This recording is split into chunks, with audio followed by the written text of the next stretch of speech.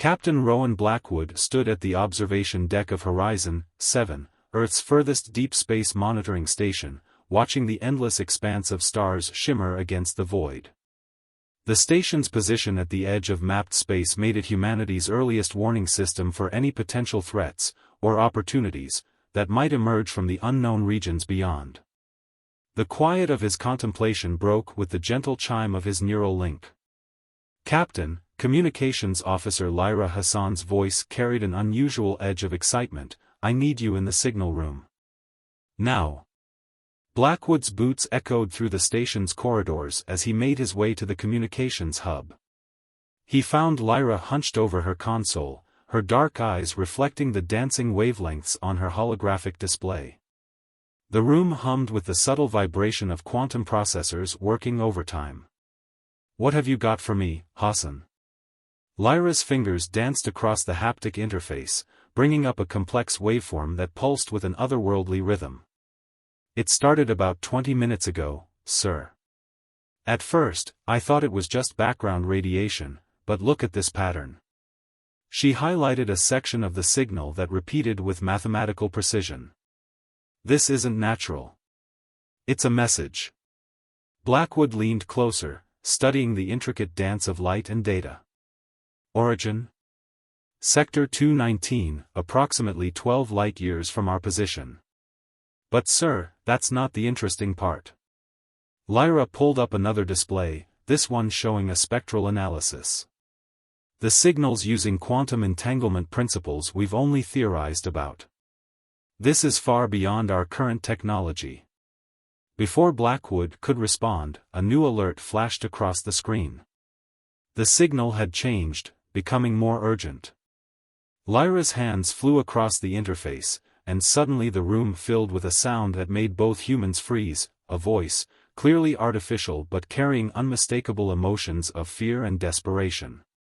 "This is the Nevran refugee fleet to any receiving stations.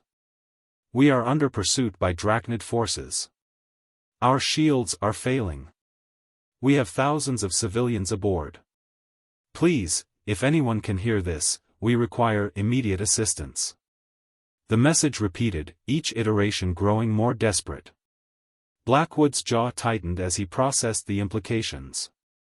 First contact was supposed to happen through careful diplomatic channels, not a desperate plea for help in the void. "Sir," Lyra's voice was quiet but firm, "protocol states we should relay this to Earth Command and await instructions.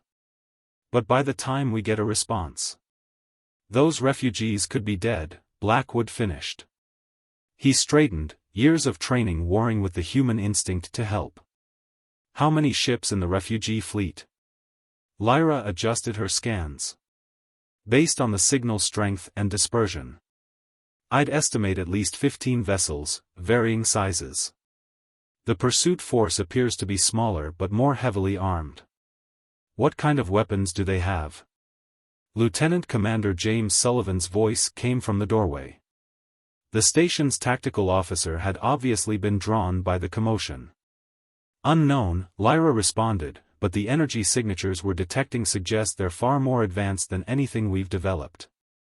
Blackwood moved to the central holographic display, bringing up a map of local space. Horizon 7 wasn't a warship, it was a monitoring station with a small complement of defense vessels. But those ships were fast, well-armed, and staffed by the best crews Earth could provide. "Hassan, can you get a message back to them?" "Yes, sir. The quantum principles they're using for communication, I think I can replicate them well enough for basic transmission." Blackwood nodded slowly, his decision crystallizing. "Send this, Nevran fleet, this is Captain Rowan Blackwood of the Earth Station Horizon 7. We've received your distress call. Hold position. Help is coming." Sullivan stepped forward, his expression concerned. "Sir, this goes against every first contact protocol we have. We should wait for authorization." "Noted, Sullivan." Blackwood turned to face his tactical officer. "But I'm not going to float here and watch civilians die because we're worried about paperwork. Sound general quarters." I want our defense fleet prepped and ready in 15 minutes.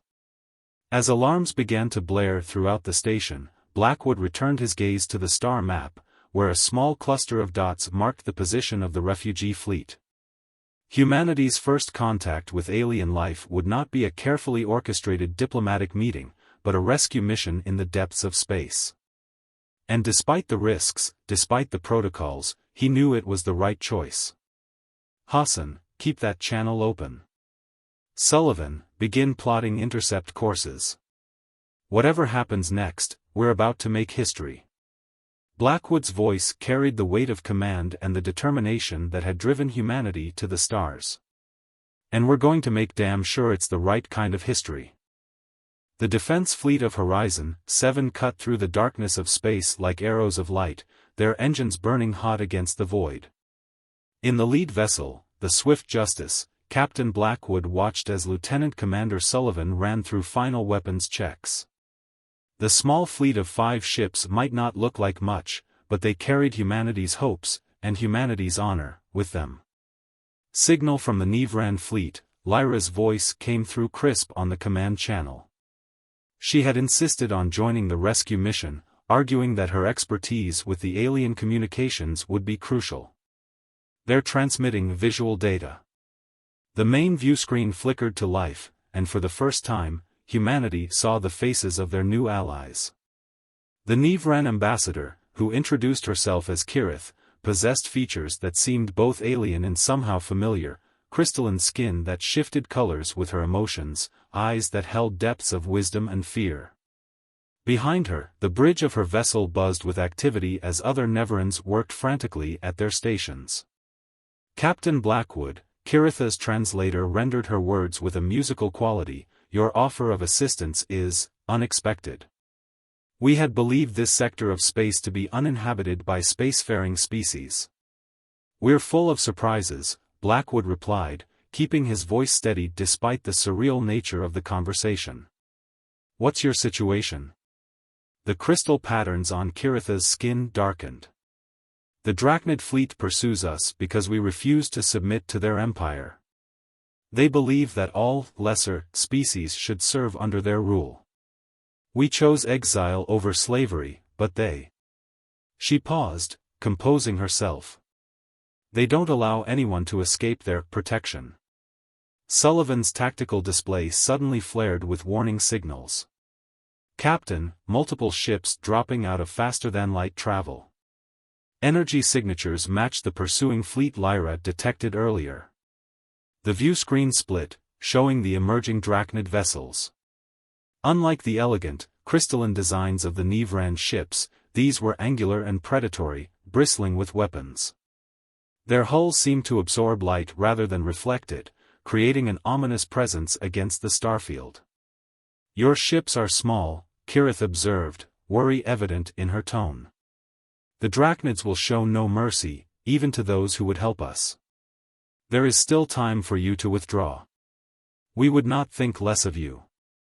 Blackwood shared a look with Sullivan, who nodded grimly. That's not how we do things, Ambassador. Lieutenant Hassan, open a channel to the Drachnid fleet. The response was immediate, a harsh, guttural voice filled the command deck. This is War Master Vozak of the Drachnid Empire. Remove your vessels from our path, primitives. This matter does not concern you. This is Captain Blackwood of Earth's Horizon 7 station. The Nevran fleet has requested asylum in our space. We're prepared to grant it. A sound like grinding metal, perhaps Drachnid laughter, echoed through the speakers. You don't even understand what you're protecting, primitive.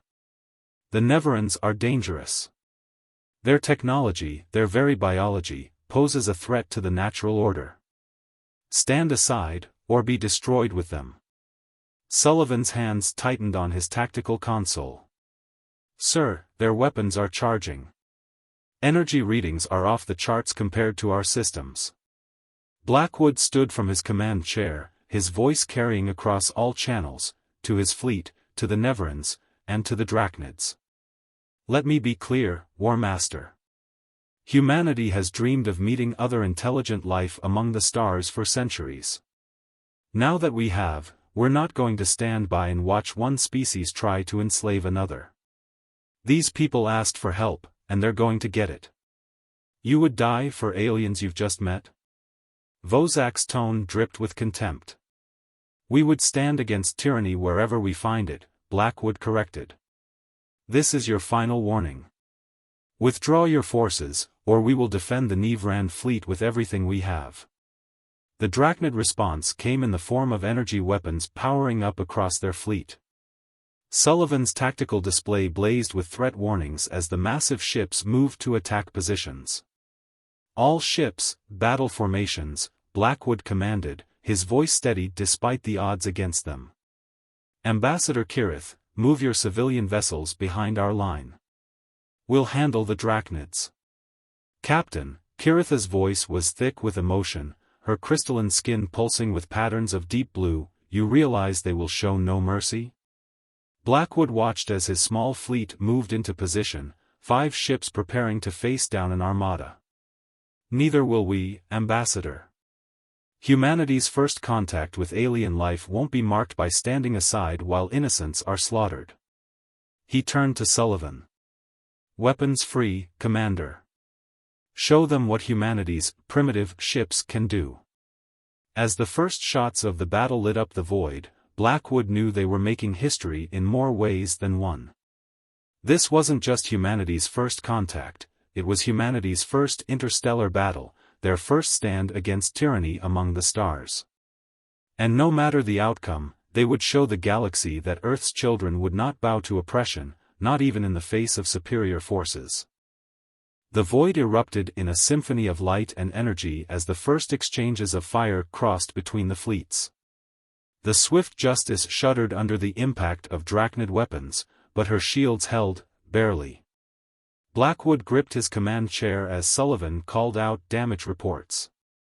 Their weapons technology is beyond anything we've seen, Sullivan announced, his fingers dancing across tactical displays. But sir, I'm noticing something. Their targeting systems seem to rely on predictive algorithms. They're expecting us to fight like them. Lyra's voice cut through the chaos.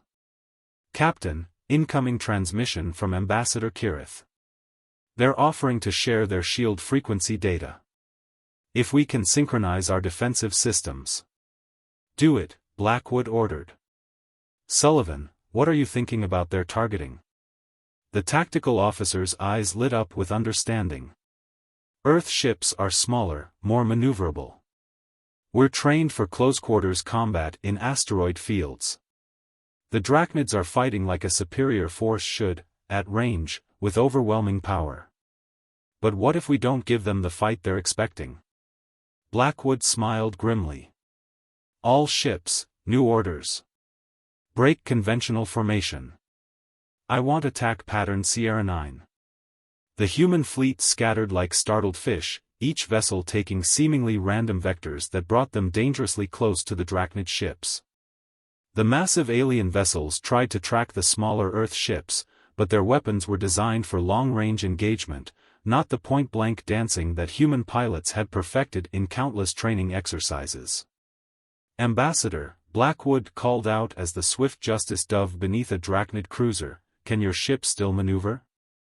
Kiritha's image flickered on the screen, her crystalline skin pulsing with patterns of determination. The civilian vessels are slow, but our remaining escort ships are quite agile. What do you need? Your ships use crystalline technology, correct? The same material as your biology? Yes, though I fail to see. Trust me. Have your combat-capable ships mirror our movements. Lieutenant Hassan, share our attack pattern data with the Nevran vessels. The space around them transformed into a deadly ballet. Human and Nevran ships wove between the Drachnid vessels, their smaller size and superior maneuverability turning the enemy's advantage in firepower against them. Several times, Drachnid ships were forced to hold their fire to avoid hitting their own vessels. Sir. Lyra's excitement was palpable. The Nevran ships, their crystalline hull structure is refracting our weapons' fire. They're amplifying our attacks. Sullivan's tactical display confirmed it. When human energy weapons passed near or through the Nevran vessels, the crystalline technology somehow focused and intensified the beams, turning relatively modest firepower into something that could threaten even Drachnid shields. War Master Vozak is hailing us, Lyra reported. Put him through. The Drachnid leader's voice carried fury and disbelief. What trickery is this, primitive? You dare to make a mockery of superior forces? No trickery, War Master. Just humans being human. You called us primitive, maybe we are. But we've learned a few things while clawing our way to the stars. Like how to improvise. How to adapt. And most importantly, Blackwood watched as another coordinated strike from human and Nevran ships crippled a Drachnid vessel's main drive, how to work together with those who share our values. Captain, Kirith broke in, we're detecting quantum fluctuations in their fleet. I believe they're preparing to retreat. Sullivan confirmed the reading. They're realigning their ships. Traditional withdrawal formation. Let them go, Blackwood ordered. All ships, maintain defensive positions around the civilian vessels but do not pursue. The Drachnid fleet started to pull back, their massive ships turning ponderously away from the battlefield.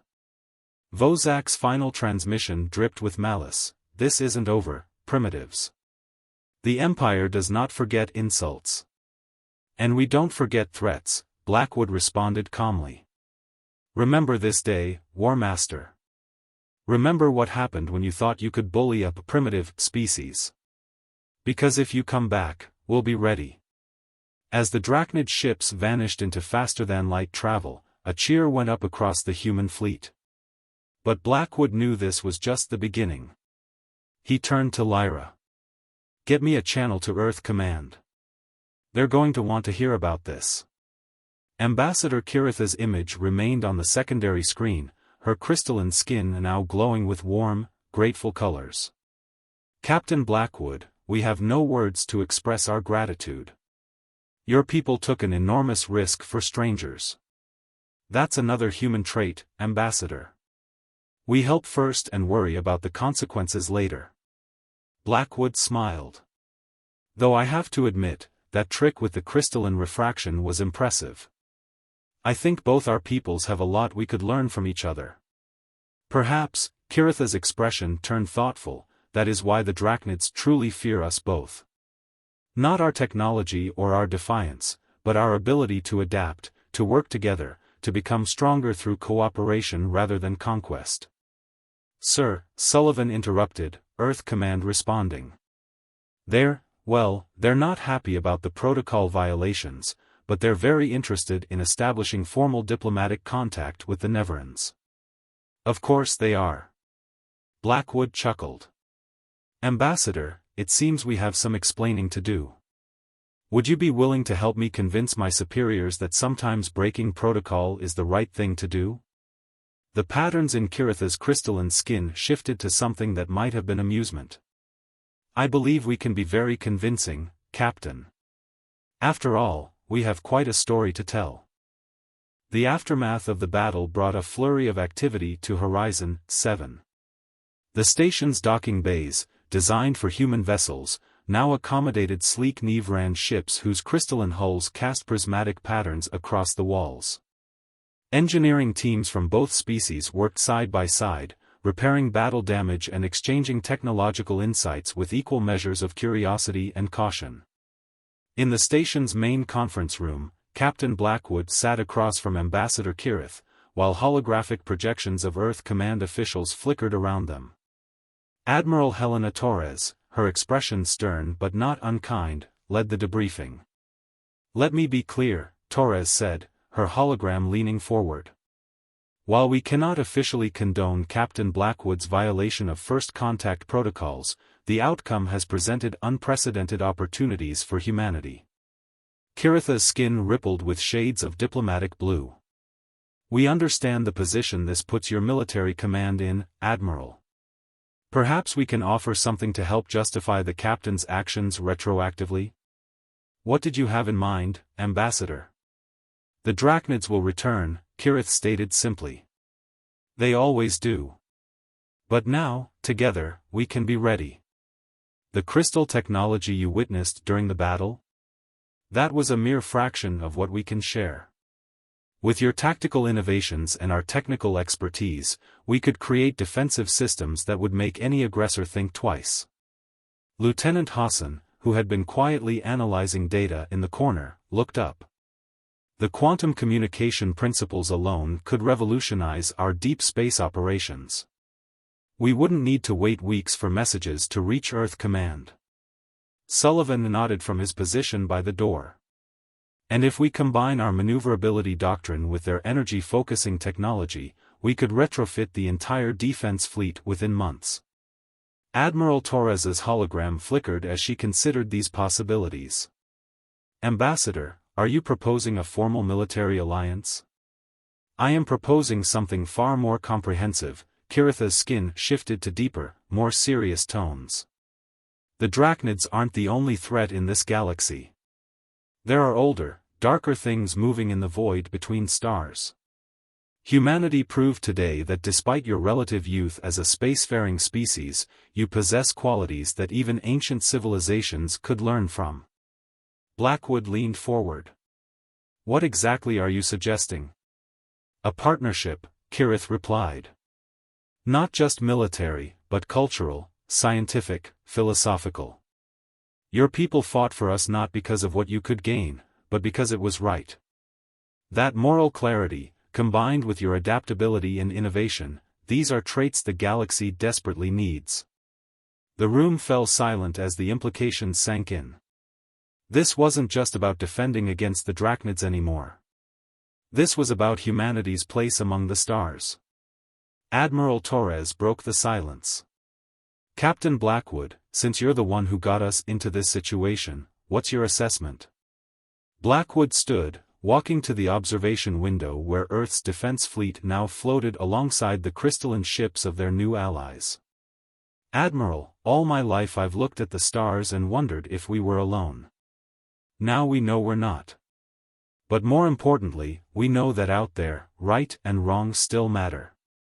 Courage still matters.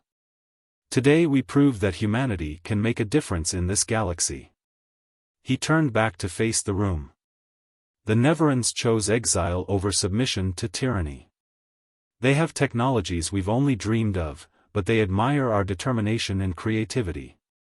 Together, we could be something entirely new in the galaxy, a partnership of equals, each bringing our own strengths to face whatever challenges await us. There will be those who fear such rapid change, Torres warned. On both sides. Fear of change is universal, Kirith agreed, her crystalline form catching the starlight. But so is hope. And today, your people gave hope not just to us, but to every species that dreams of standing against oppression. Sullivan cleared his throat. Ma'am, our tactical analysis suggests the Drachnids will return with a larger force. Probably sooner rather than later. They're not used to being defied. Let them come, Blackwood said firmly. By then, we'll be ready. Not as humans and Neverans, but as allies who chose to stand together. Admiral Torres's hologram straightened. Ambassador Kirith, I'll need to consult with Earth's governing council, but unofficially, welcome to the neighborhood. Captain Blackwood, you and your crew will remain as liaison to our new allies. Try not to start any more interstellar incidents without authorization. As the holograms flickered out, Kirith turned to Blackwood. Your admiral has a sense of humor. This is good. We have found that species who can laugh in the face of adversity tend to survive. We do more than survive, Ambassador. We thrive on challenges. Blackwood gestured to the stars beyond the window. And I have a feeling we're about to face plenty of those together. Lyra, who had been quiet throughout the meeting, spoke up. Sir, long-range sensors are detecting increased activity in several neighboring sectors. Word of what happened here is spreading. Good, Blackwood replied. Let them talk. Let them wonder. The galaxy just changed, and we helped change it. Now we just have to prove we're ready for what comes next. Through the window, the combined fleet of human and Nevran ships gleamed against the backdrop of infinite stars, a testament to the power of choosing to stand together in the face of tyranny. Whatever came next, they would face it as one. 3 months after the battle, Horizon 7 had transformed. The once quiet monitoring station now bustled with activity as the focal point of human-Neveran cooperation. The station's original structure had been augmented with crystalline extensions that housed laboratories, training facilities, and cultural exchange centers. Captain Blackwood stood in the newly constructed Strategic Command Center, watching as human and Nevran officers worked seamlessly together at integrated control stations. Lieutenant Hassan sat with a group of Nevran communications specialists, their crystalline interfaces now compatible with human quantum processors thanks to their combined expertise. The latest retrofit is complete, Sullivan reported, approaching with a datapad. The defensive grid now covers a radius 3 times larger than our original capacity. If the Drachnids return, they'll find more than a few surprises waiting. Before Blackwood could respond, Ambassador Kirith entered the command center, her crystalline form now adorned with small elements of human design, a symbolic gesture of cooperation that had become popular among both species. "Captain, we've received word from our long-range scouts," she announced.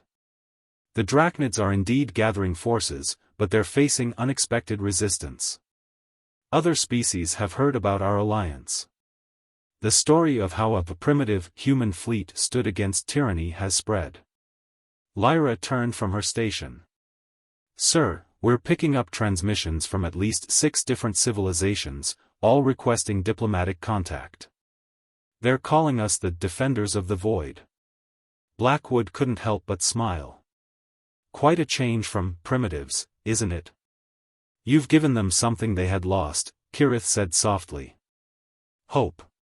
For too long, many species simply accepted Drachnid dominance as inevitable. But you showed them that with courage, innovation, and cooperation, even the most powerful empire can be challenged." Sullivan brought up a galactic map showing the spreading influence of their alliance. "The Drachnids are facing internal pressures too. Seems several of their protectorate species are questioning their authority. They can't focus solely on us anymore." "Then we've accomplished something even more important than military victory," Blackwood observed. "We've changed the narrative. The galaxy is no longer simply divided between the powerful and the subjugated." A young Nevran officer, her crystalline form still showing trainee patterns, approached with a report. "Captain, the first joint patrol fleet is ready for launch. Human tactical systems have been fully integrated with our focusing technology. The crews are eager to work together." Blackwood nodded. "Thank you, Ensign. Ambassador, would you care to join me for the launch?" As they walked through the station's corridors, Kiritha's colors shifted thoughtfully. "You know, Captain, when we sent that distress signal, we hoped only for survival. We never imagined it would lead to all this."